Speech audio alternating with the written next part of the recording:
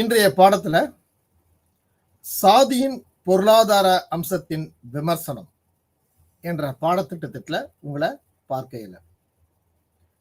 போன பாடத்திட்டத்துடன் தொடர்ச்சி தான் இந்த பாடம். இந்த பாடத்துல நம்ம முதன்மை நோக்கமா எதை பார்க்கிறோம்னா, அம்பேத்கருடைய சாதி அமைப்பு பற்றிய ஒரு விளக்கம். இந்த சாதி அமைப்புகளில் ஒரு பொருளாதார ஆய்வு அதை பார்க்க இருக்கிறோம். அம்பேத்கருடைய பொருளாதார வளர்ச்சிக்கான பாதை. அடுத்ததாக அம்பேத்கர் கோட்பாடுகளை ஆரம்ப காலகட்டத்துடைய வளர்ச்சிக்கான சாதி அமைப்புகள். இது மட்டும் இல்லாம இந்த சாதி அமைப்புகள்ல பொருளாதாரத்தினோட விளக்கம், அதுல இந்திய பொருளாதார பிரச்சனைகளில் சாதி அமைப்புகளுடைய உறவுகளின் நிலைகள், கடைசியா பொருளாதார பிரச்சனைகள். இப்படி இந்த சாதியின் பொருளாதார அம்சத்தினுடைய பார்வையில இத்தனை கூறுகளை நாம பார்க்க இருக்கிறோம். தொடக்கத்துல நம்முடைய இந்திய சமூகம் சுதந்திரம் வாங்குறதுக்கு முன்னாடி நம்முடைய சமூக கட்டமைப்பானது சாதி சார்ந்த கட்டமைப்பாக உருவாக்கப்பட்டிருந்தது. அவர்கள் செய்கின்ற தொழிலை அடிப்படையாக வைத்து அந்த தொழில்கள் பரம்பரையாக செய்யக்கூடிய ஒரு சூழலை ஏற்படுத்தி, அப்படி செய்கின்ற தொழிலில் வேறுபாடு பார்த்து அவர்களை நாம் சாதி ரீதியாக செய்கின்ற தொழில் ரீதியாக அழைக்காமல் சாதி ரீதியாக கூப்பிடுகின்ற ஒரு நிலை ஏற்பட்டது. அந்த நிலையானது காலப்போக்கில் ஒரு உயர்வு தாழ்வு நிலையை உருவாக்கும் ஒரு சூழலாக, ஒரு சமூகமாக மாற்றப்பட்டது. இந்த சாதி அமைப்புகள் உருவாக்கப்பட்ட காலகட்டங்களில் அந்த மக்களிடத்தில் ஒரு ஏற்றத்தாழ்வுகள் வந்து ஒரு ஒதுக்கப்பட்ட மக்களாக அல்லது தாழ்ந்த நிலை மக்களாக அவர்கள் இந்த சமூகத்தில் ஒரு நல்ல ஒரு சூழல் இல்லாத ஒரு நிலையை அவர்கள் வாழக்கூடிய ஒரு காலகட்டமாக இருந்தது. அந்த காலகட்டம் தான் அவருடைய பொருளாதாரம் நலிந்து அந்த பொருளாதாரத்தை சார்ந்து வாழக்கூடிய நிலையில் அவர்கள் இருக்க வேண்டிய சூழல் ஏற்பட்டது. அவர்கள் வாழ்வதற்காக மட்டும் தங்களுடைய தேவைகளை முழுமையாக நிவர்த்தி செய்யாமலும் அன்றாடம் உழைக்கும் வர்க்கமாக இந்த சாதி அமைப்புகள் உருவாக்கப்பட்டிருந்தது. இந்த மக்களுக்கு நிலங்கள் கிடையாது, பொருளாதார வசதி கிடையாது. இவர்கள் இன்னொரு சமூகத்தை சார்ந்து ஒரு அடிநிலை பணியாளராக, ஒரு கூட்டு பணியாளராக இல்லாமல் அடிநிலை பணியாளராக செய்கின்ற வேலைக்கு ஒரு தகுந்த ஊதியம் இல்லாமல் அவர்கள் கொடுக்கும் ஊதியத்தை வாங்கி வாழக்கூடிய நிலை ஏற்படும் சூழல் இருந்தது. இத்தகைய சூழல்கள் ஒரு சமூக அமைப்புக்குள் உருவாக்கப்பட்டிருந்தது. இந்த சமூக சூழலானது ஒரு கிராமம் சார்ந்த ஒரு சூழல். அந்த கிராமங்களில் விவசாயங்களில் பெரும்பான்மையானவர்கள் பணி செய்யக்கூடியவர்களாக இருந்தார்கள். அதனால் இவருடைய நிலை பெரும்பாலும் வெளியே தெரிவதில்லை. இவர்கள் விளைவித்த பொருட்கள், இவர்களுடைய உழைப்பில் உருவான பொருட்கள் சந்தைக்கு வரும் பொழுது அந்த பொருட்களின் தரம் மட்டுமே தெரிந்தது ஒழிய அந்த உழைப்பாளர்களின் நிலை பற்றி தெரியாமல் போனது. அந்த மக்களுடைய வறுமை குடிகொண்டிருந்தது. அவர்கள் தினம் ஒரு போராடக்கூடிய அடிப்படை ஒரு பணியாளராக வேலை செய்தால் மட்டுமே அவர்கள் உயிர் வாழக்கூடிய நிலை ஏற்பட்டிருந்தது. அவர்களுக்கு எந்த ஒரு நிலமோ பொருளோ இல்லாத ஒரு சூழலாக அவர்கள் மாற்றப்பட்டிருந்தார்கள்.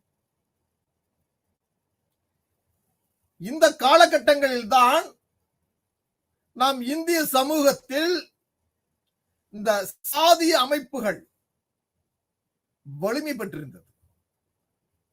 இந்த சாதி அமைப்புகள் இருந்த இடங்களில் அத்தகைய மக்கள் ஒதுக்கி வைக்கப்பட்டிருந்தார்கள்.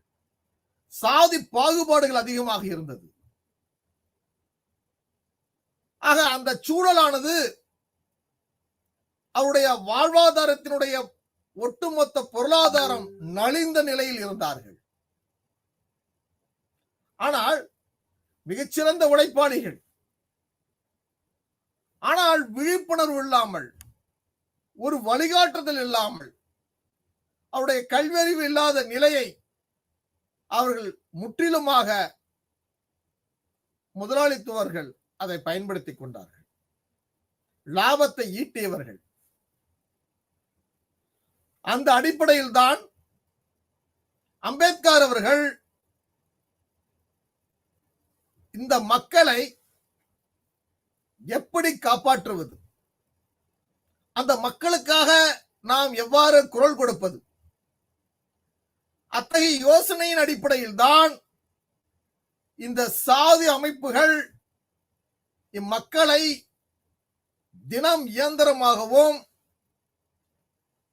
மற்றும் அவருடைய வளர்ச்சிக்காக மட்டுமே இந்த சாதி பயன்பட்டிருக்கின்றது. பெரிய முதலாளியினுடைய லாபத்திற்கும் அந்த முதலாளியினுடைய வளர்ச்சிக்கும் மிக உறுதுணையாக இருந்தவர்கள் இத்தகைய மக்கள்கள்.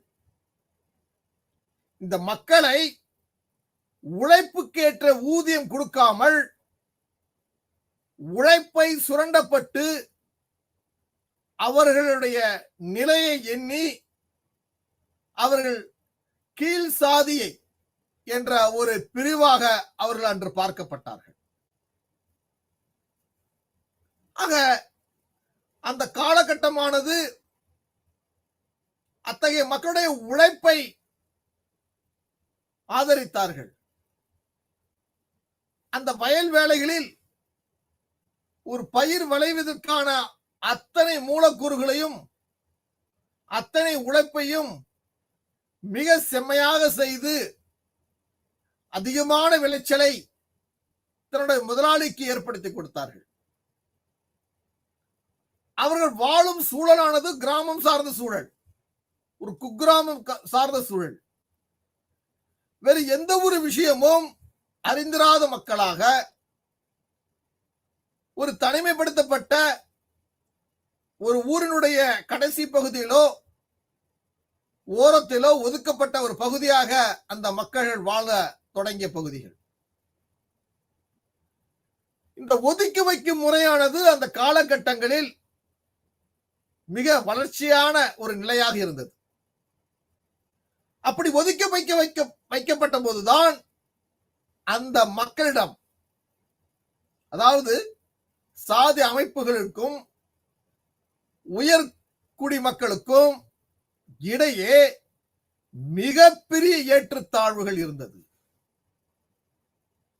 ஒரு பக்கம் மக்கள் பல்வேறு விழிப்புணர்வை பெற்றிருந்தார்கள், வாழ்க்கை முறையை கற்றிருந்தார்கள், பொருளாதாரத்தில் மிகச்சிறந்த நிலையை நோக்கி சென்றிருக்கிறார்கள், கல்வி அறிவை பெற்றவர்களாக இருந்தார்கள். இப்படி பல கூறுகளை ஒரு சாரார் பெற்றிருக்கிறார்கள். ஒரு சாரார் எதையுமே பெறாமல் ஒரு இயந்திரமாக தினம் தினம் வேலை செய்து கூலி பெறும், அந்த கூலியும் ஒரு பற்றாக்குறை கூலியாக, ஒரு தினம் வாழ்க்கை நடத்துவதற்கான ஒரு கூலியாக, சேமிக்க முடியாத ஒரு சூழலாக ஒரு நிலை இருந்தது. அப்படி ஏற்றத்தாழ்வுகள் இருந்த சமூகத்தில்தான் அதனுடைய ஒரு நீண்ட வளர்ச்சியின் அடிப்படையில் தான் தீண்டாமை அதிகமாக வளர தொடங்கியது. மக்களை தொடக்கூடாது, அங்க போகக்கூடாது, அந்த மக்கள் சில இடங்களுக்குள் வரக்கூடாது, இப்படி பல கட்டுப்பாடுகளையும் விதிகளையும் கிராமங்களில் தொடங்கி நகரங்கள் வரை இந்தியாவில் பரவி கிடந்தது. பல்வேறு சாதிகள், மதங்கள், இனங்கள், மொழிகள், இப்படி பல கூறுகளாக இருந்த இந்த இந்திய பிரதேசத்தில் இந்த சாதி அமைப்புகள் மட்டும் மொழியையும் இனத்தையும் மதத்தையும் கடந்து அந்த மக்களை தனிமைப்படுத்தியது. அந்த மக்களை தீண்டாமையில் ஒதுக்கி வைத்தது. ஆக அந்த சூழல்தான் அந்த சமூகமாக, அந்த சமூகத்தினுடைய கலாச்சாரமாக எங்கெல்லாம் புறந்தள்ளப்பட்டார்களோ, எங்கெல்லாம் ஒதுக்கி வைக்கப்பட்டார்களோ, அந்த சமூகம் பொருளாதாரத்தில் தாழ்ந்து இருந்தது, ஒருவரை சார்ந்து இருந்தது, அவர்கள் வாழ முடியாத சூழலாக இருந்தது. ஆக இந்த பொருளாதாரத்தினுடைய ஆராய்தலில் சாதி அமைப்புகள் எப்படி இருந்தது? இந்த சாதி அமைப்புகளில் மக்கள் அடர்த்தியாக வாழ்ந்திருந்தாலும் அவர்களுக்குள் ஒரு மிக நெருக்கம் இல்லை. அந்த மக்கள் அடிப்படை உயிர் வாழ்வதற்கான அடிப்படை தேவைக்காக மட்டுமே போராடிக் கொண்டிருந்த சூழல்.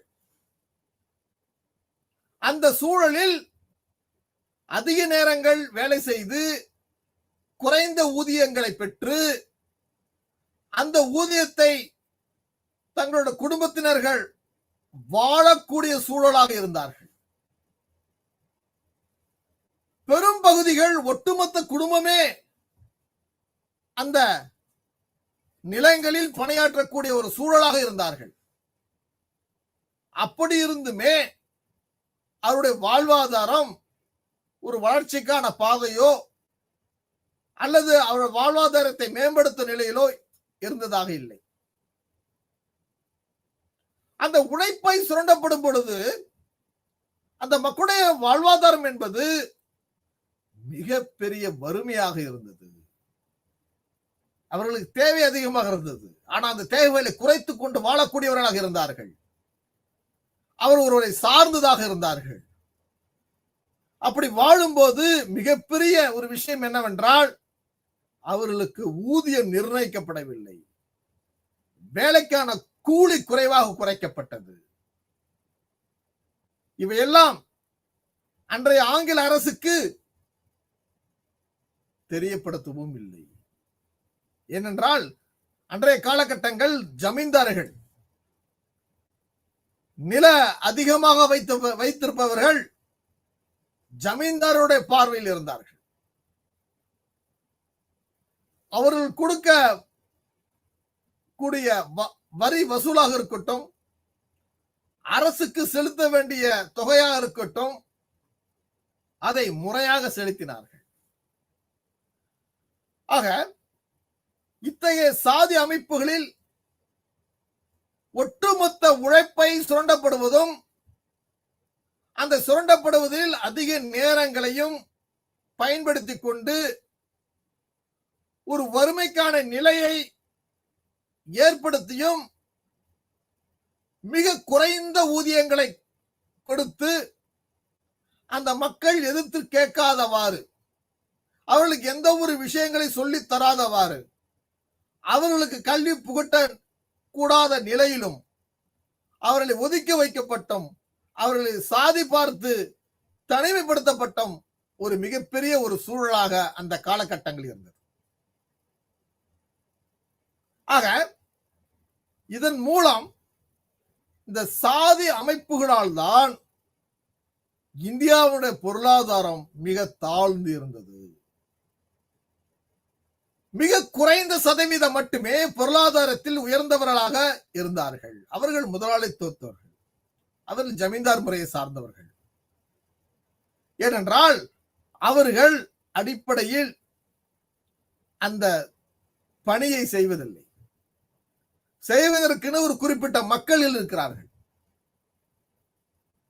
இந்த பணியை செய்வதற்கு குறைஞ்சபட்சம் இவ்வளவு ஊதியம் கொடுக்க வேண்டும் என்ற நிர்ணயம் கிடையாது.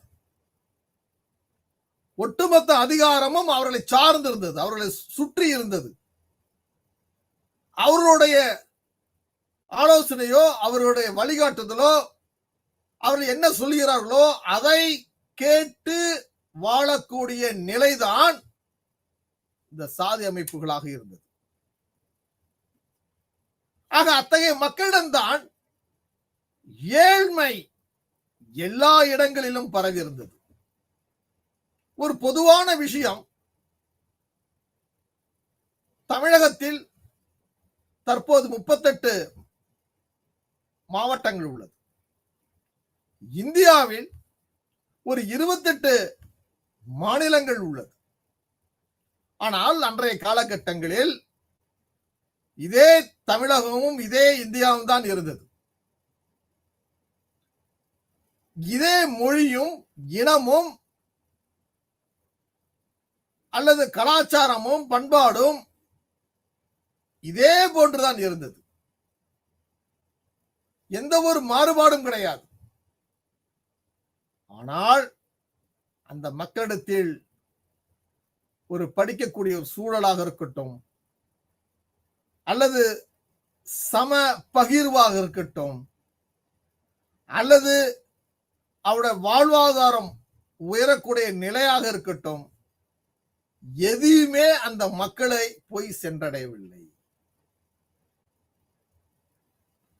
ஒரு குறிப்பிட்ட சாரார் மட்டும் மிக குறைந்த எண்ணிக்கையிலான ஒரு விரல் விட்டு எண்ணும் எண்ணிக்கையிலான அவர்கள் மட்டும்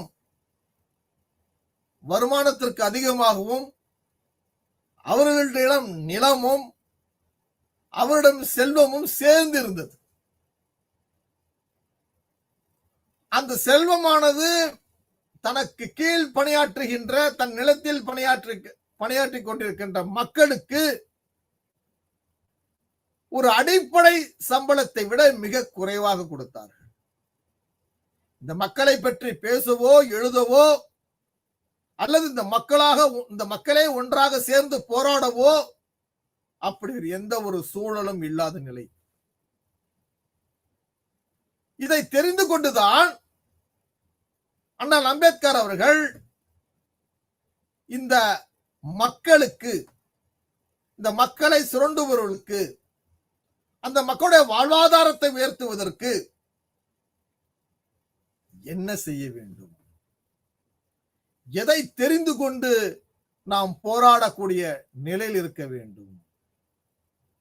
ஏனென்றால் இதை அம்பேத்கர் அவர்கள் முன்னெடுக்கும் பொழுது கூட அந்த மக்கள் உணராதவர்களாக இருந்தார்கள்.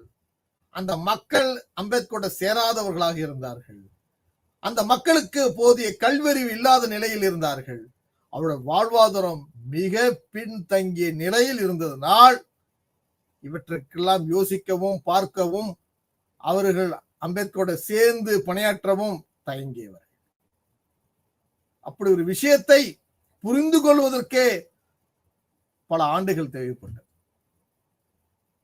ஆக ஏழ்மைகள் எங்கெல்லாம் அதிகமாக இருக்கின்றதோ அங்கு கல்வி அறிவு மறுக்கப்படுகிறது, அவருடைய வசதி வாய்ப்புகள் குறைக்கப்படுகிறது, அவர்கள் வாழ்வாதாரத்திற்கே போராட்டமாக வாழ்ந்து கொண்டிருக்கிறார்கள்.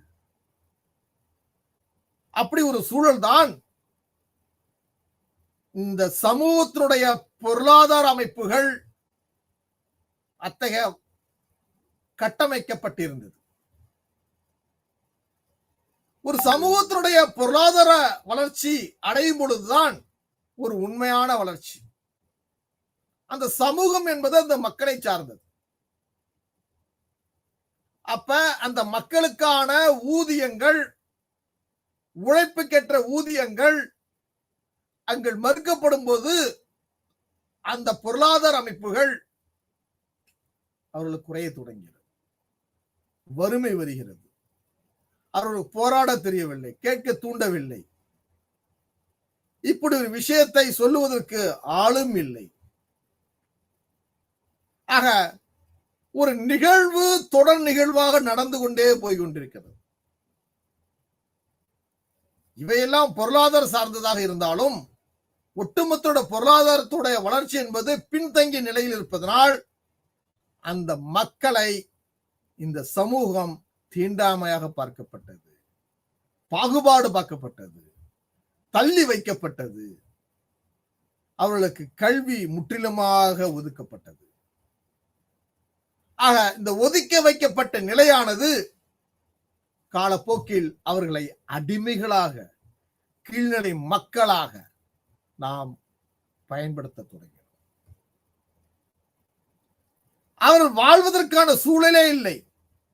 அவர் உழைப்பை மட்டும் புரிந்து கொண்டு அதிக நேரத்தை அவர்கள் உழைப்பாக சிந்தி மிக சொற்பமான ஊதியத்தை அவர்களுக்கு வழங்கி மிகப்பெரிய லாபத்தை இந்த ஜமீன்தார்கள் அல்லது இந்த நில சுதந்தார்கள் அல்லது இந்த ஆங்கில ஆட்சிக்கு உட்பட்ட அந்த பொறுப்புக்கு உட்பட்ட அதிகாரிகளாக இருக்கலாம், இவர்களெல்லாம் இப்படிதான் அரசாங்கத்துக்கு அதிக வருவாயை கொடுத்து அந்த மக்களை அடிமைகளாகவும் அல்லது பொருளாதாரத்தினுடைய தாழ்ந்த நிலையில் இருக்கக்கூடிய ஒரு சூழலாக இருந்தது.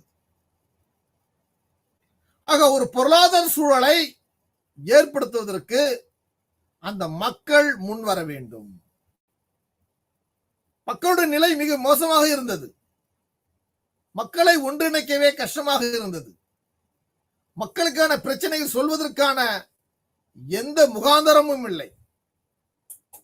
இதை டாக்டர் அண்ணல் அம்பேத்கர் அவர்கள் அதை கையில் எடுத்துக்கொண்டு அந்த மக்களுக்கான அவலங்களை பட்டியலிட்டார்கள். அந்த மக்களை பற்றி பேசியிருக்கிறார்கள், எழுதியிருக்கிறார்கள்.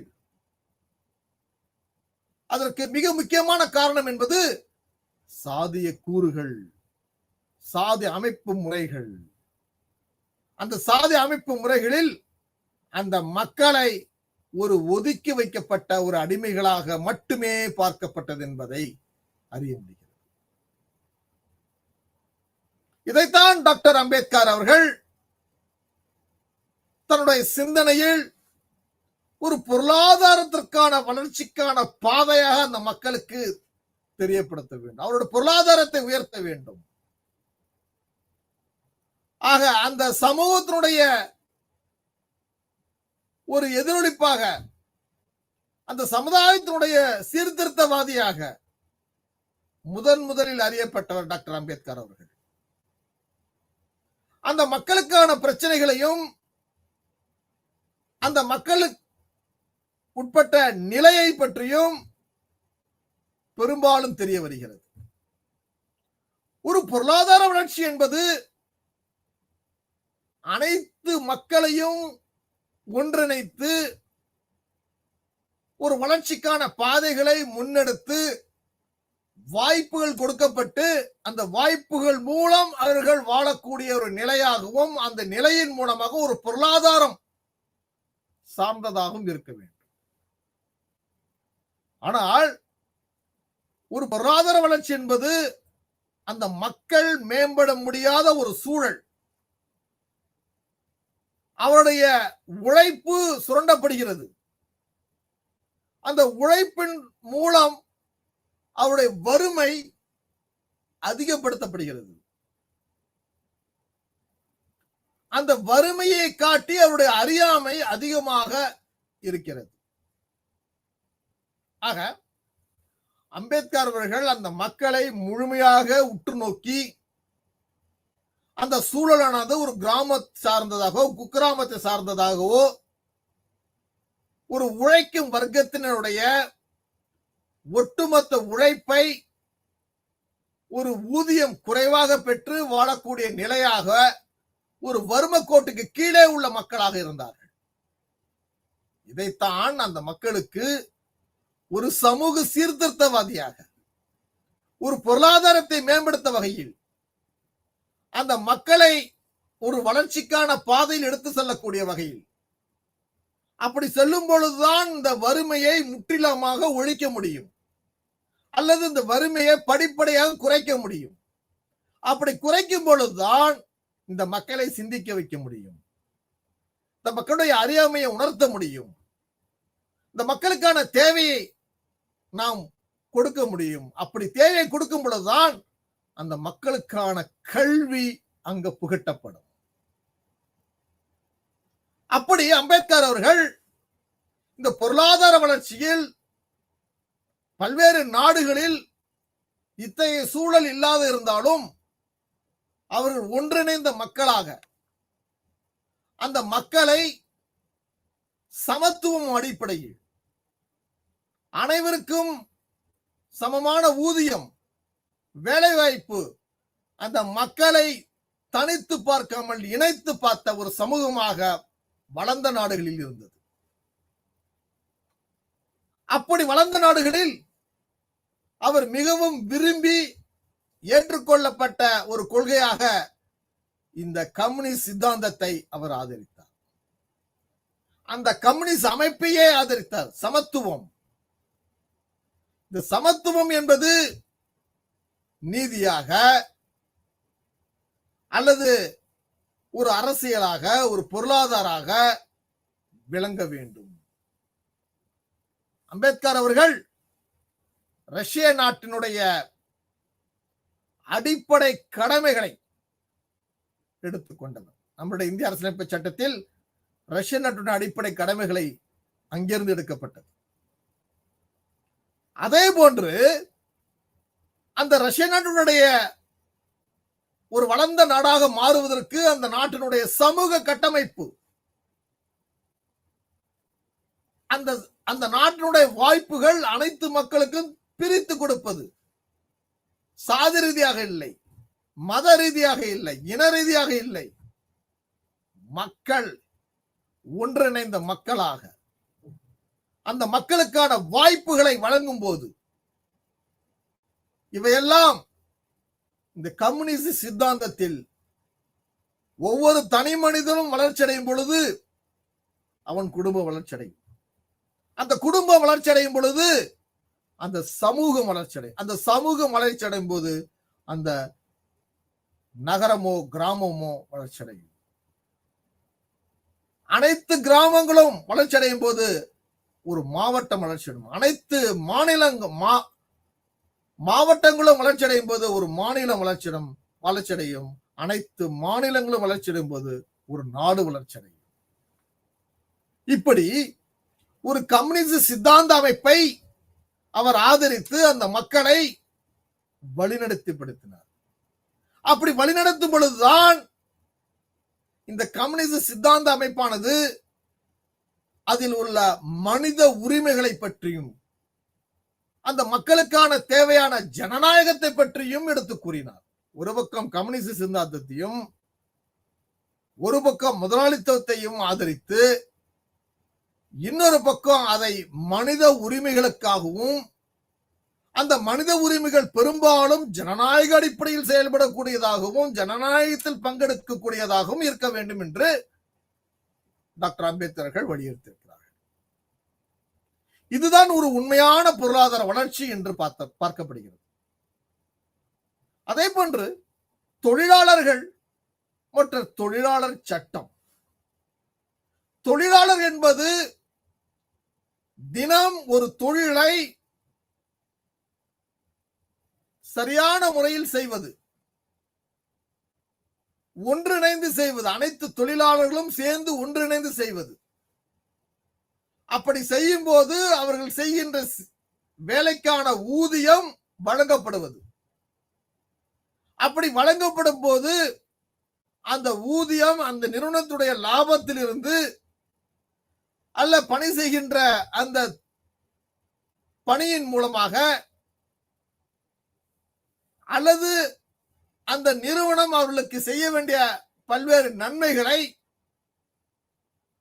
எப்படி செய்யப்படுகிறது, அதற்கான ஒரு தொழிற்சாலை சட்டத்தை உருவாக்க முனைப்படுத்து.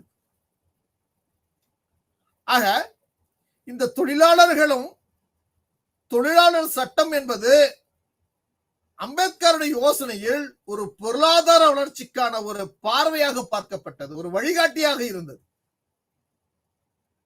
ஆக எங்கெல்லாம் முதலாளிக்கும் தொழிலாளிக்கும் இடையே மிகப்பெரிய இடைவெளியில் உள்ளது,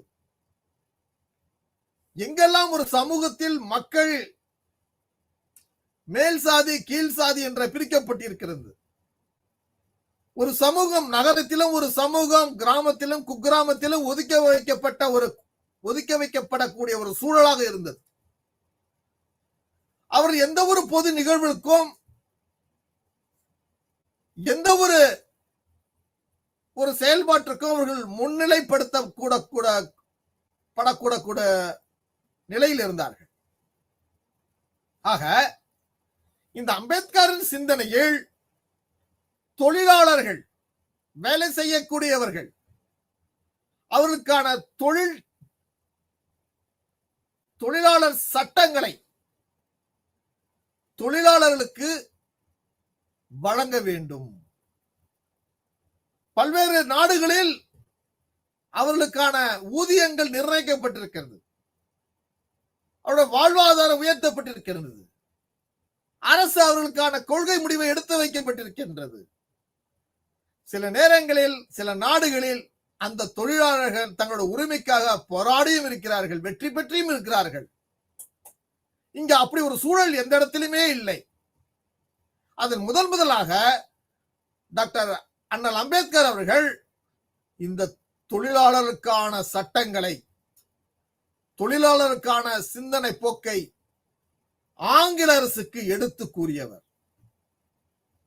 அதற்கு பல்வேறு உதாரணங்களாக மேற்கோளாக பல்வேறு நாடுகளில் உள்ள நிலைகளை சுட்டிக்காட்டியவர்கள்.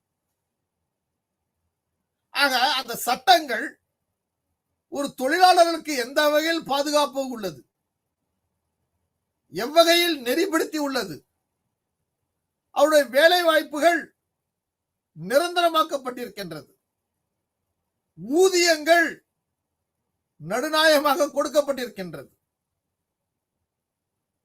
ஆக அந்த தொழிற்சாலையின் மூலமாக பல்வேறு உதவிகளை அந்த தொழிலாளிகள் பெற்றிருக்கிறார்கள்.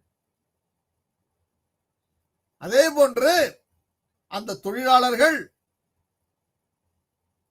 தொழிற்சாலை சட்டத்தின் மூலமாகவும் அவர்கள் பாராளுமன்ற ஜனநாயகத்தின் மீது நம்பிக்கை கொண்டவர்களாகவும் மாற்றப்பட வேண்டும்.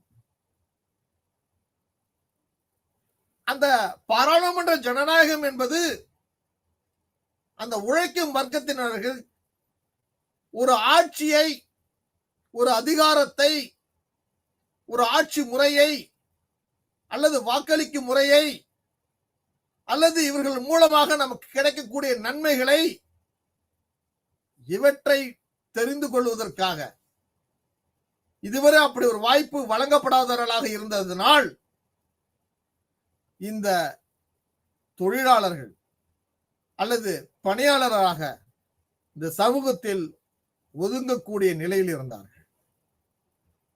அவருக்கு இதெல்லாம் சொல்லிக் கொடுத்து மக்களை ஒன்றுபடுத்தி அந்த மக்களுக்கான என்ன தேவைகளோ என்ன சட்டம் வேண்டுமோ என்பதை எழுதி அதை ஆவணப்படுத்தியவர், அதுக்காக போராடியவர், மக்களை திரட்டியவர் டாக்டர் அம்பேத்கர். அம்பேத்கருடைய பார்வையில் தொழிலாளர்கள் மற்றும் சாதி அமைப்புகள் சற்று ஒரு பாடத்திட்டத்தின் மூலமாக, சில கூட்டங்கள் மூலமாக, செயல்பாடுகள் மூலமாக இந்த மக்களுக்கு தெரிய வந்தன. அப்படி தெரிய வரும் பொழுதுதான் அந்த மக்கள் முதல் தலைமுறையாக படிக்கும் ஒரு சூழலை ஏற்படுத்தக்கூடிய நிலையாக இங்கே இருந்தது. ஆக முதல் தரை குடிமக்களாக, ஒரு படிக்கும் மக்களாக, ஒரு வாய்ப்புகள் மறுக்கப்பட்ட நிலையில் அந்த காலகட்டங்கள் தீண்டாமை அதிகமாக இருந்த சூழலில் இந்த மக்கள் படிக்க தொடங்கிய காலகட்டமாக இந்த மக்கள் தான் ஒரு அரசியலில் ஒரு பொருளாதாரம் சார்ந்தவர்களாக, அரசியல் என்பது ஒதுக்கி வைக்கப்பட்ட நிலையிலும் பொருளாதாரம் மிக தாழ்ந்த நிலையிலும் இருந்தது. அம்பேத்கருடைய யோசனையில் அரசியலும் பொருளாதாரம் சார்ந்த நிலைகளாக இருக்க வேண்டும். அவருடைய பிரதிநிதித்துவம், அவர்களை பற்றி பேசக்கூடியவர்கள், அவருக்கு நல்லது சொல்லக்கூடியவர்கள், அவர்களை வழிநாட்டக்கூடியவர்கள், அத்தகைய தலைமை பண்பு மிக்கவர்களை நாம் உருவாக்க வேண்டும். உருவாக்கப்பட்டது மட்டுமல்லாமல் அவர்களை செயல்படுத்த வேண்டும். அவர்கள் இந்த மக்களுக்காக குரல் கொடுக்க வேண்டும், போராட்டங்களை முன்னெடுக்க வேண்டும், மக்களுடைய வளர்ச்சிக்காக பாதைகளை உருவாக்க வேண்டும் என்ற அடிப்படையில் டாக்டர் அம்பேத்கர் அவர்கள் அரசியல் பொருளாதாரத்தை தூக்கி பிடித்தார்கள். அதன் அடிப்படையில் தான் முதலாளித்துவ பொருளாதார வளர்ச்சி என்பது இவை ஒரு திட்டமிட்ட ஒரு செயல்பாடாக பார்க்கப்பட்டது. அவர்களுக்கு வாய்ப்புகள் வழங்கப்பட்டது, சலுகைகள் கொடுக்கப்பட்டது, மறுக்கப்பட்ட ஊதியம் கொடுக்கப்பட்டது. அவர்களுடைய வாழ்வாதாரம் சற்று மேல் நோக்கி பயணிக்க தொடங்கியது. ஆக ஒரு அரசுக்கு அந்த காலகட்டங்களில் எவற்றையெல்லாம் முன்வைக்க வேண்டி இருக்குது, எதற்கெல்லாம் போராட வேண்டியது இருக்குது, அந்த மக்களுக்கான அதிகாரங்களை அவர்கள் கிடைக்கும் பொழுது அதை நல்ல விதமாக பயன்படுத்தி அந்த மக்கள், அந்த சமூகத்தினுடைய அமைப்புகள் மாற்றப்பட்டு ஒரு வளர்ச்சிக்கான ஒரு பாதையாக அங்கு பார்க்கப்படுகிறது. அப்படிதான் ஒரு பொருளாதார சாதி அமைப்பு முறை இந்தியாவில் தொடங்க தயாராக இருந்தது. ஆனால் அதற்கு முன்பு அப்படி ஒரு சூழல் இல்லை. அதை யாரும் எடுத்து பேசவும் இல்லை. அந்த மக்கள் தங்களுடைய குறைகளாக பார்க்கவில்லை, அவர்கள் சார்ந்த வாழ்க்கையாக பார்த்தார்கள். வறுமை கோட்டு கீழே இருந்தார்கள். ஆக ஒரு தலைமுறையை தாண்டி அடுத்த தலைமுறை மாறும் பொழுதுதான் அந்த மக்களுடைய வாழ்வாதாரம் மாறத் தொடங்கியது. படிக்க தொடங்கினார்கள், சிந்திக்க தொடங்கினார்கள், பல்வேறு நிலைகளுக்கு தங்களை தயார்படுத்திக் கொண்டார்கள். இவையெல்லாம் அம்பேத்கருடைய யோசனைகளில் விளைந்தது. அம்பேத்கருடைய யோசனையினுடைய பொருளாதார வளர்ச்சி என்பது முதலில் தொழிலாளர்களை புரிந்து கொள்ள வேண்டும், தொழிலாளர்களுடைய நிலைகளை அறிய வேண்டும், தொழிலாளர்கள் எந்த சூழலில் இருக்கிறார்கள், அவருக்கான என்ன ஊதியம் கொடுக்கப்படுகிறது, எவையெல்லாம் மறுக்கப்படுகிறது. அதன் அடிப்படையில் தான் டாக்டர் அண்ணல் அம்பேத்கர் அவர்கள் தொழிலாளர் சட்டங்களை முதலில் கொண்டு வந்தார்கள். ஆனால் இந்த தொழிலாளர் சட்டங்கள் கொண்டு வரும் பொழுதுதான் அவருடைய பொருளாதார வளர்ச்சி, அவருடைய ஊதியம், அவர்களுக்கு கிடைக்கக்கூடிய மற்ற சலுகைகள் அவர்களுக்கு எந்த அளவில் நிராகரிக்கப்பட்டுள்ளது என்பதெல்லாம் பின்னணி காரணங்களாக வெளிவர தொடங்கியது. ஆக ஒரு குறைந்த வருமானத்தையும் அதிகமான நேரத்தையும் மக்களுடைய அறியாமையை முழுமையாக சுரண்டப்படுவதும் ஒரு பொருளாதார வளர்ச்சிக்கான ஒரு பாதையாக, ஒரு பொருளாதாரத்தினுடைய வீழ்ச்சியாக, ஒரு பொருளாதாரத்துடைய ஒட்டுமொத்த பார்வையாக அங்கு பார்க்கப்பட்டது. அதைத்தான் அம்பேத்கர் அவர்கள் குறைந்த வருமானத்தையும் அதிக நேரத்தையும் மக்களுடைய அறியாமையும் சுரண்டப்படுவதை முதலில் தடுக்க தொடங்கியவர்கள். அந்த சுரண்டப்படுவதை தடுக்கும் பொழுது பல்வேறு மக்களுடைய ஒத்துழைப்பு அதிகமாக இல்லை. ஒரு செயலை முழுமையாக செய்து கொண்டே இருக்கும் பொழுது அது ஒரு நல்ல ஒரு பயனை அளிக்கும் பொழுது அந்த பொருளை அனைவரும் நுகர்வார்கள், அனைவரும் பயன்படுத்துவார்கள். அதுபோலதான் ஒரு குறைந்த வருமானத்தையும் அதிக நேரத்தையும் மக்களுடைய அறியாமையையும் சுரண்டப்படுவதை தடுப்பதற்கான வழிமுறைகளை டாக்டர் அம்பேத்கர் அவர்கள் எடுக்க தொடங்கினார்கள். அதை அரசுக்கு உறுதிப்படுத்தினார்கள். அப்படி உறுதிப்படுத்தும் பொழுதுதான்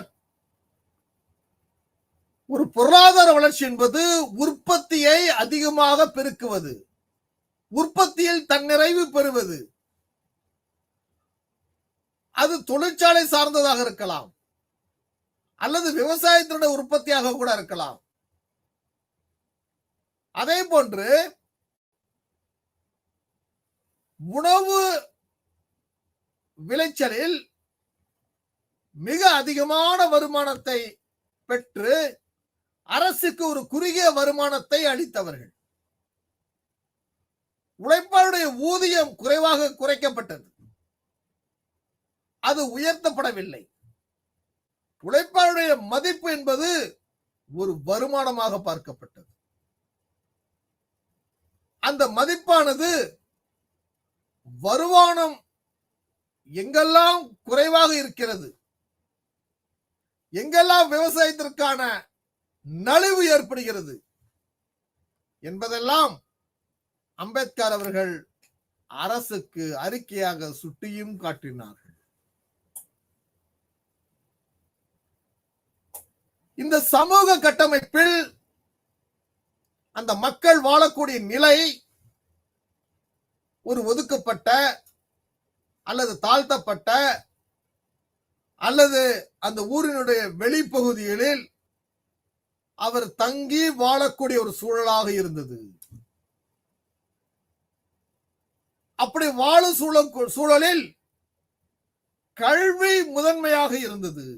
ஒரு கல்வியை முழுமையாக பெற்றால் அந்த சமூகம் மிகச்சிறந்த சமூகமாக மாறும். அந்த கல்வியை பெறும்பொழுதுதான் யோசிக்க முடியும். அந்த கல்வியை யோசிப்பதன் மூலமாக நல்லா வாசிக்க முடியும், நினைவாற்றலை பெருக்கிக் கொள்ள முடியும், நல்ல வேலை வாய்ப்பை உருவாக்க முடியும். அப்படி உருவாக்கும் பொழுதுதான் அவருடைய வாழ்வாதாரங்கள், வீடுடன் நிலைகள், அவருடைய உடைகள், இவை அனைத்தும் மாறுபட்டு இருக்கும். ஆக தொழிலாளருக்கு முன்னுரிமை வழங்குவது, தொழிலாளருக்கு முன்னுரிமை வழங்கும் பொழுதுதான் அவர்கள் இந்த பணியை மிக அழகாக செய்வார்கள். ஆங்கில அரசு ஆட்சி காலத்தில் கல்வி 14 வயதுக்கு உட்பட்டவர்கள், இந்த 14 வயதுக்கு உட்பட்டவர்கள் ஒரு படிக்கக்கூடிய ஒரு சூழலை ஏற்படுத்தியது, படிப்பினுடைய அவசியத்தை உணர்த்தியது. ஏனென்றால் படிப்பு என்பது ஒரு மனப்பாடம் செய்யக்கூடியது, கவனிக்கக்கூடியது, எழுதக்கூடியது. ஆனால் அத்தகைய வசதி உள்ளதென்றால் அதே போன்று மருத்துவ வசதி, குடிதண்ணீர் வசதி, பொதுமக்களின் அத்தியாவசிய சேவைகள் வசதி, இவையெல்லாம் ஒன்றன் பின் ஒன்றாக கொடுக்க தொடங்கினார்கள். ஆக ஒரு நல்ல உடல்நிலை, ஒரு நல்ல உடல்நிலை இருப்பவர்கள் அவர்கள் வீடையும் உடையையும் கல்வியையும் மிக ஆழமாக நேசித்து அதனுடைய புரிந்து கொண்டு வாழக்கூடியவர்களாக இருப்பார்கள். அப்படி வாழும்போதுதான் அத்தகைய தொழிலாளருக்கான முன்னுரிமைகள் மறுக்கப்படாமல் கொடுக்கப்படுகிறது. அந்த தொழிலாளர்கள் முன்னுரிமை வழங்கப்படும் பொழுதுதான் கல்வியின் அவசியத்தை நம்மால் புரிந்து கொள்ள முடிகிறது. அந்த கல்வியானது 14 வயதுக்கு உட்பட்டவர்களாக இருக்க வேண்டும். அந்த மாநிலத்தினுடைய நிர்வாகத்திலும் அல்ல மத்திய அரசாங்கத்தினுடைய வழிகாட்டுதலின் அடிப்படையிலும் அங்கு கல்வியை படிக்க ஏதுவாக இருந்தது. அப்படி கல்வி வரும் பொழுதுதான் ஒரு சிறந்த மருத்துவ வசதி, குடிநீர் வசதி, பொதுமக்களுடைய அத்தியாவசியமான சேவைகள் இவையெல்லாம் ஒன்றன் பின் ஒன்றாக வளரத் தொடங்கியது. ஒரு ஆரோக்கியமான சூழல் ஒரு வளர்ந்த நாடுகளில் நல்ல சூழலை ஏற்படுத்தும் பொழுது, அதில் வெற்றியும் பெறும் பொழுது, அந்த சூழலை பயன்படுத்தி இன்னொரு நிறுவனத்துடன் போட்டி போட்டுக்கொண்டு தன்னுடைய பொருட்களை வியாபாரம் செய்வது, அப்படி செய்யும் பொழுது அங்கே தனித்துவமான மிக சிறந்த ஒரு நிறுவனமாக, விலைகள் குறைந்ததாக, இப்படி பல காரணிகளை நாம் முன்வைத்து அழகாக நம்மால் செய்ய முடிகிறது.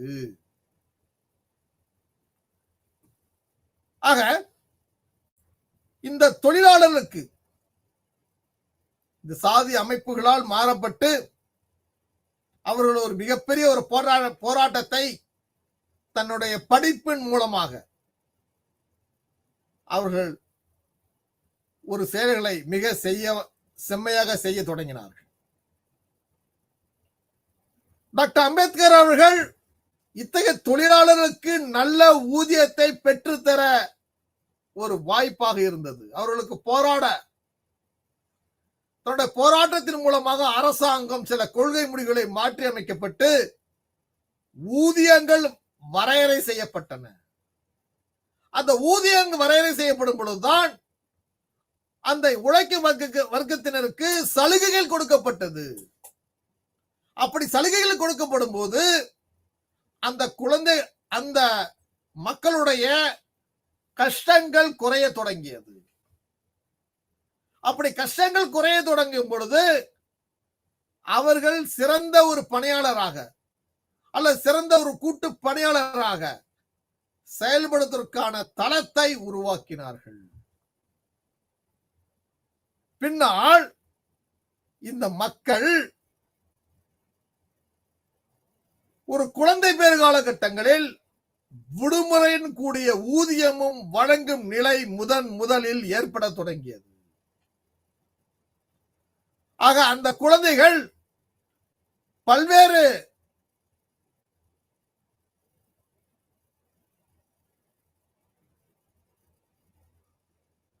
அந்த மக்கள்கள் சலுகைகள் என்பது தொடக்கத்தில் மெதுவாக இருந்தாலும் காலப்போக்கில் அந்த மக்களுக்கான ஊதியம், ஆண்களுக்கு ஒரு ஊதியம், பெண்களுக்கு ஒரு ஊதியம் என்ற நிலை மாறப்பட்டு ஒரு சம அடிப்படையிலான ஊதியம், சம ஊதியம் என்ற நிலை ஏற்படுத்தப்பட்டது. அதற்கான சலுகைகள் வழங்கப்பட்டது. அந்த மக்கள்கள் வேலை செய்யும் போது அந்த மக்களுக்கு ஏற்படும் அநீதிகளாக இருக்கட்டும் அல்லது சரியான ஊதியம் கொடுக்கப்படாமல் இருந்தாலோ அல்லது அவர்களுக்கான தேவைகள் குறைக்கப்படும் போது முதலில் எடுத்து சொல்லக்கூடியவர்களாக மாற்றப்பட்டார்கள். அவர்களுக்காக போராடக்கூடியவர்களாக டாக்டர் அம்பேத்கர் இருந்தார்கள். அதன் அடிப்படையில் தான் அந்த மக்கள், வேலை செய்கின்ற மக்கள், தொழிலாளி மக்கள், குழந்தை பேறு காலகட்டங்கள் 10 மாதம் சுமந்து ஒரு குழந்தையை பிறக்கும் போது அதற்கான ஊதியம் முதலில் கொண்டு வர தொடங்கினார்கள். அந்த ஊதியத்துடன் கூடிய ஒரு தொகையும் கொடுத்தார்கள். இவையெல்லாம் சுதந்திரம் வழங்குவதற்கு முன்பாகவே நடைபெற தொடங்கியது. அதற்கு முன்பாகவே பல்வேறு வழக்குகளை சந்தித்தவர் டாக்டர் அம்பேத்கர் அவர்கள். அந்த வழக்குகளில் வெற்றி பெற்று அந்த வழக்குகள் மேற்கோள் காட்டப்பட்டு அரசு பல்வேறு முடிவுகளை மாற்றிக்கொண்டது.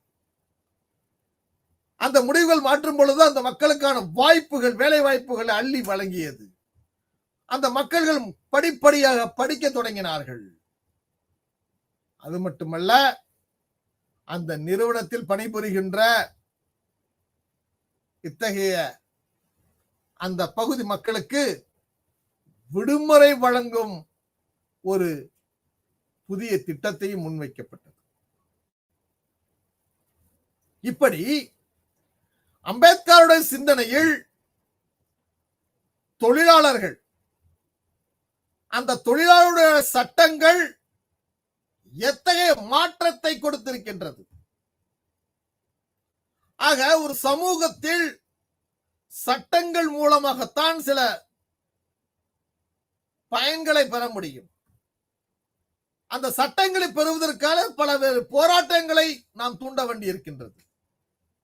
அந்த போராட்டங்கள் மக்களுடைய சிந்தனையை மாற்றக்கூடியதாக இருக்கின்றது. அந்த மக்களுக்கு சில உண்மைகள் தெரிய வரும் பொழுது அத்தகைய போராட்டங்களை கலந்து கொள்வது மட்டுமல்லாமல் அதை பற்றி அதிகமாக பேசக்கூடியவர்களாக மாறுகிறார்கள். அவருடைய கருத்துக்கள் அரசுக்கு முன்வைக்கப்படுகிறது. அரசு சில முடிவுகளை எடுப்பதற்கு கலந்து ஆலோசிக்கப்படுகிறது. அல்லது அந்த ஆலோசனை விளைவாக அந்த மக்களுக்கு தேவையான அனைத்து வசதிகளையும் செய்து கொடுக்கும் பொழுது அவை வேறொரு தன்மைக்கு மாற்றப்படுகிறார்கள். ஆக அம்பேத்கருடைய சிந்தனையில் தொழிலாளர்கள் மற்றும் தொழிலாளர் சட்டங்கள் என்பது முதலில் சம ஊதியம் வழங்கும் முறை ஏற்படுத்தப்பட்டது.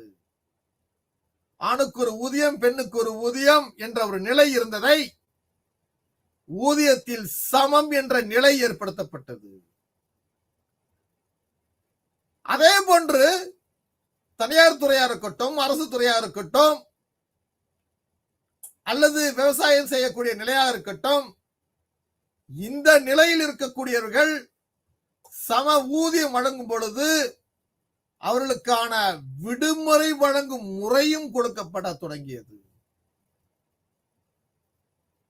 அப்படி விடுமுறை வழங்கும் பொழுதுதான் ஒரு தொழிலாளருடைய நிதி எந்த நிலையில் உள்ளது, எப்படி இவர்களுக்கு நிதி ஒதுக்கப்படுகிறது, இப்படி பல்வேறு நிலைகளை டாக்டர் அம்பேத்கர் அவர்கள் தொழிலாளர் மற்றும் தொழிலாளர் சட்டத்தின் வாயிலாக எடுத்துக் கூறுகிறார். அத்தகைய தொழிலாளருக்கான தொழிலாளர் நிதி முதலில் வைப்பு வைக்கப்பட்டது. அந்த நிதி அந்த தொழிலாளருக்காக வழங்கும் ஒரு சூழல் பின்னால் ஏற்பட்டது.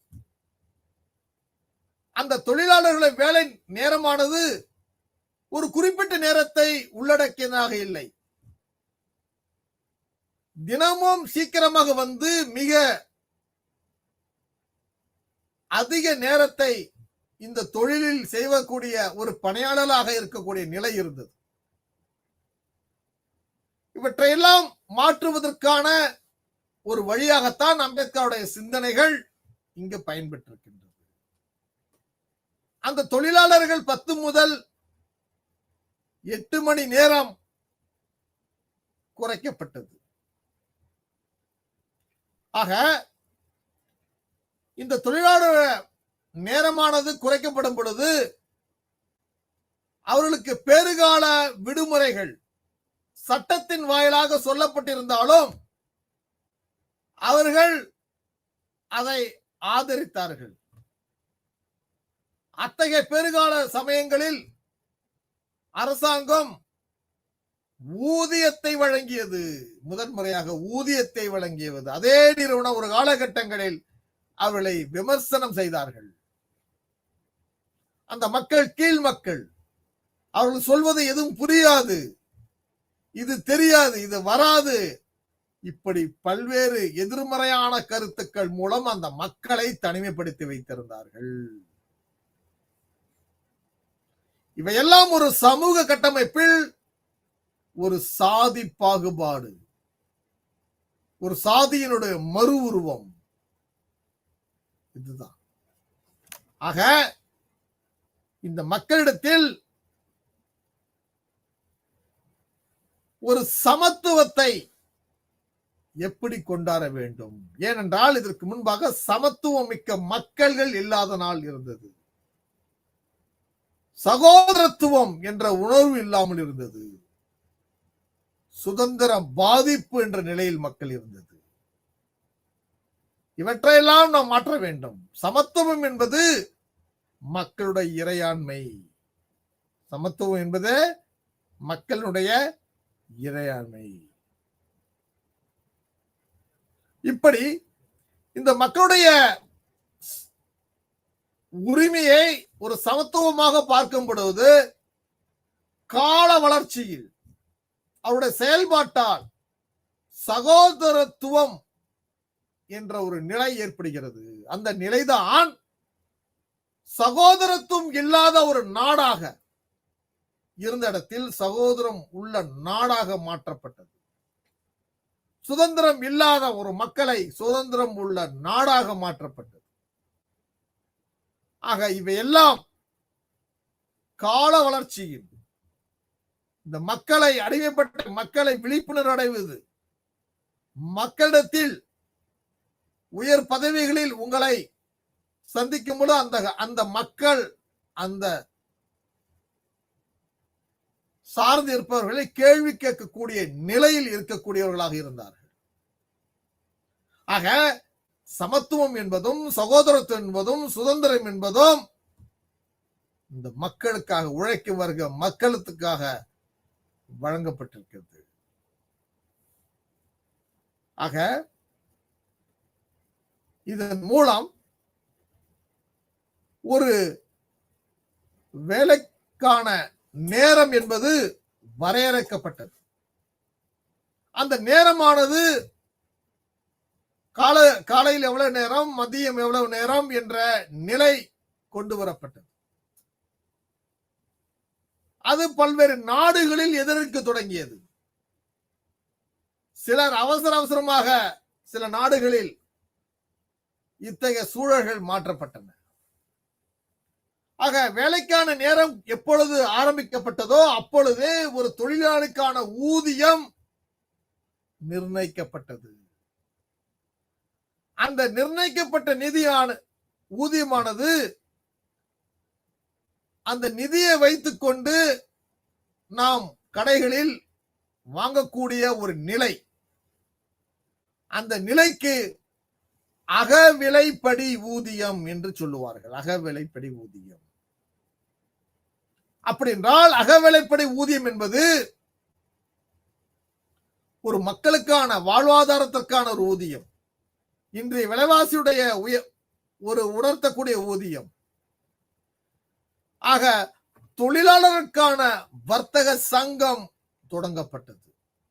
தொழிலுக்கான வர்த்தக சங்கம் தொடங்கப்பட்டது.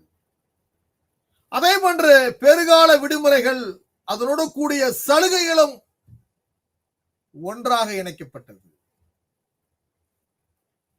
ஆக இத்தனை சூழல்கள் அதை எதிர்கொள்வதற்கு, இப்படி ஒரு ஊதியத்தை உங்களுக்கு கொடுப்பதற்கு இவையெல்லாம் ஒன்றாக இணைந்தது. அப்படி ஒன்றாக இணைந்த அந்த செயல்பாடுகள் அத்தகைய தொழிலாளர்களுக்கு சாதிய பாகுபாட்டை மறக்க வைத்தது. ஒரு மாற்றுக்கான வழியை தொடங்கியது. அவர்களுக்கான ஊதியம் வழங்கப்பட்டது. அவர்களுக்கான சங்கம் அமைப்பு முறைகள் தொடங்கப்பட்டது. அந்த மக்களுக்கான விழிப்புணர்வு கொடுக்கப்பட்டது. அந்த விழிப்புணர்வு மூலமாக அந்த மக்கள் அரசாங்கத்தினுடைய தன்னுடைய எதிர்ப்பை பதிவு செய்தது.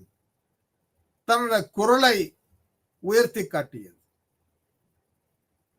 ஆக இந்த தொழிலாளர்களாக இருக்கட்டும், பாராளுமன்றமாக இருக்கட்டும், இவையெல்லாம் ஒரு ஜனநாயகத்தின் அடிப்படையில் செயல்பட வேண்டும். ஒரு பக்கம் தொழிற்சாலை தொழிலாளரோட சட்டங்கள்,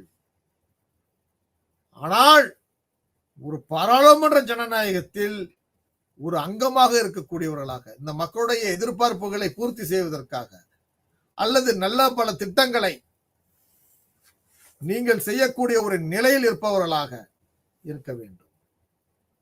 அப்படி இருக்கும் பொழுதுதான் நம் நாட்டில் சுதந்திரம், பாராளுமன்ற ஜனநாயகம் மிக வலிமையாக இருக்கும்.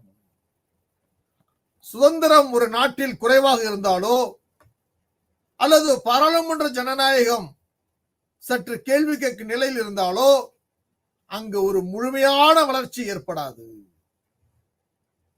மக்களுக்கான சுதந்திரம், அந்த சுதந்திரத்தில் மக்கள் பங்களிப்பை தன்னுடைய பங்களிப்பை செலுத்துவது, இவையெல்லாம் சேர்ந்துதான் இந்த பாராளுமன்ற ஜனநாயகமாக பார்க்கப்பட்டது.